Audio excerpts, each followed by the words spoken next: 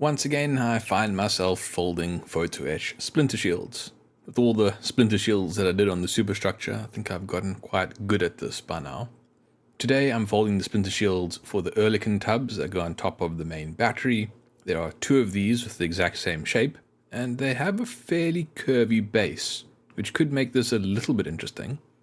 As with all of the other curved Splinter Shields in this kit, the inside of the Splinter Shield is corrugated. This has proven to be very helpful for curving the Splinter Shields to get it to nicely match the curve of the deck. I expect the behavior of these Splinter Shields to be much the same as all of the other ones. The first step, as always, is to remove the photo etch from their frets. Once the part is removed from its fret, I fold up the only straight portion of Splinter Shield to use as a reference for where this curved section should end. My first thought on how to curve these Splinter Shields was to just use tweezers.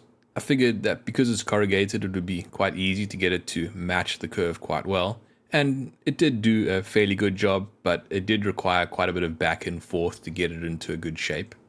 So for the second Splinter Shield, and to try and speed up the process, there I curved it on the back of a hobby knife and then only had to worry about more tightly curving the very end of the Splinter Shield. This way I could get the same result, but quicker. Since rolling a cylinder over the Splinter Shield to shape it worked quite well, I decided to use this technique on the other Oerlikon emplacement. Now that the curved Splinter Shields are roughly in the correct place, I can glue them in place. I'm going to start by gluing the end in place and leaving the center unbonded.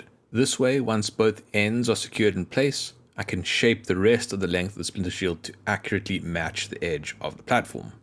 Since the bond at this end needs to be very strong to survive the reshaping of the length of the Splinter Shield, I'm going to use a lot of superglue.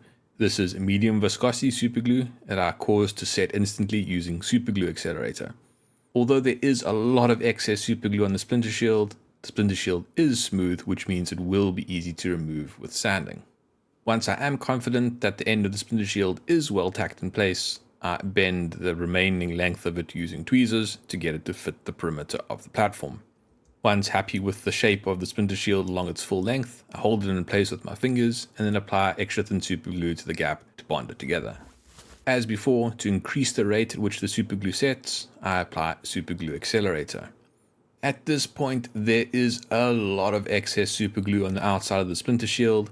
Fortunately, this is a task that my 5mm rotary sander can easily deal with. Previously, I would manually file and sand it off, which was a little bit risky because it can be a bit of a rough process, but with this sanding tool I'm able to be gentle and precise, and it works quite quickly. Here I'm using the 400 grit sanding sponge and I'm running the tool on high speed to rapidly remove a lot of the superglue. I'm not at all worried about this sandpaper damaging the underlying photo etch, which is very smooth and quite strong. Once happy that the process has worked well on this front section with the very curvy Splinter Shield, I fold up and curve the back Splinter Shield. This process is considerably simpler since the curve is quite basic. It's just a gentle curve that I curve with tweezers, and once again I apply superglue to the boundary to tack it in place. Once I'm happy with the position of the Splinter Shield, I bond it in place using superglue and cause the superglue to instantly set using Superglue Accelerator. And as before, the excess superglue is then removed using the rotary sanding tool. There's also a little bit of superglue that got on the underside of the platform. I want this platform to be able to sit flush on the top of the turrets, so that glue is also removed using the circular sanding tool. I must say, compared to all the sanding and filing that I did on the platforms for all the other areas of the ship, using the sanding tool made this process so much quicker and easier. And because I was able to be so gentle and precise with the tool, I did a lot less damage to the part during the construction. Since the process worked so well on the first platform, the entire process is then repeated on the second platform. The curved section of Splinter Shield is brought into contact with the straight section. It is bonded in place using a large amount of medium viscosity superglue. The Splinter Shield is then shaped with tweezers along its full perimeter and held in place with my fingers, at which point I bond it using extra thin superglue that I apply to the gap.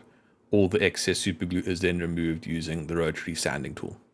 Although I am quite happy with how the construction of these emplacements went, I still need to check them for defects, so that means I need to spray them with Surfacer. Before I can spray Surfacer on these components, I need to apply metal primer These are entirely metal components and I want to be sure that the surfacer sticks to them properly. After applying the primer, I spray the parts with Mr. Surfacer 1000. In general, I am very happy with the finish. There's just a few areas where it required a little bit more sanding, but that was done quickly and easily with the rotary sanding tool, and the parts are now ready for installation. When installing these emplacements onto the turrets, the thing that I'm most concerned about is that they are positioned accurately. The best way for me to do that is to position the emplacement on the roof of the turret dry and then apply superglue later. To enable me to precisely position the emplacement, first I clamp the turret in the miniature vise, then place the platform on top of the turret. Once roughly positioned in the correct place, I lower the toothpick on the end of my hand stabilizer to hold the emplacement down. This is going to prevent the emplacement moving when I apply superglue. If I don't use something to hold down the photo etch when applying the superglue, then when I do apply superglue, the part will actually float on the superglue and move. For parts this large, you can always just hold it in place with your finger, but there's always a risk that it moves slightly when you start holding it with your finger. To eliminate any chance of that movement occurring, I hold the photo etch in place using a toothpick on the end of a hand stabilizer. That way I can position the component, check that it is correctly aligned, and then without having to do anything more, simply apply superglue to the seam line. Since there's quite a large surface underneath this platform, I do need to apply quite a lot of superglue, so I'm going to use the superglue applicator tool, which can hold quite a large drop of superglue on its end. And if you notice, it might be difficult to see on camera, I don't actually touch the metal of the superglue applicator to the photo etch. I just let the drop of superglue come into contact with the seam line and let capillary action draw the superglue off the edge of the tool and underneath the platform. This creates a very strong and precise bond between the turret and the platform. Since the process worked well on the first turret, the process is then repeated on the second turret. Despite how precise I tried to be with applying the superglue, there is always going to be some superglue that gets onto the side of the component. I had intentionally chosen to apply the superglue at the back of the component where there is a smooth and quite flat surface. This is going to be a surface that is easy to sand, so now I just simply remove that excess superglue using the rotary sanding tool, leaving a nice smooth surface. Now that all of the components of the turret have been installed, and I have done a few little sanding corrections here and there to remove little defects, I can spray the entire turret in its last round of surfacer. At this point, I'm not going to be installing the blast bags or the guns, they're just going to get in the way of painting at this time. Anyway, after applying this round of surface to the turrets, I'm very happy with how they look, so I can declare this model ready for painting. And that is what we're going to start with in the next video. If you don't want to wait for the scheduled release of videos and want to watch them when they are uploaded, consider becoming a channel member by clicking the join button below. If you would like to support the channel, like and subscribe, and as always, questions are welcome in the comments. Thank you for watching. Cheers.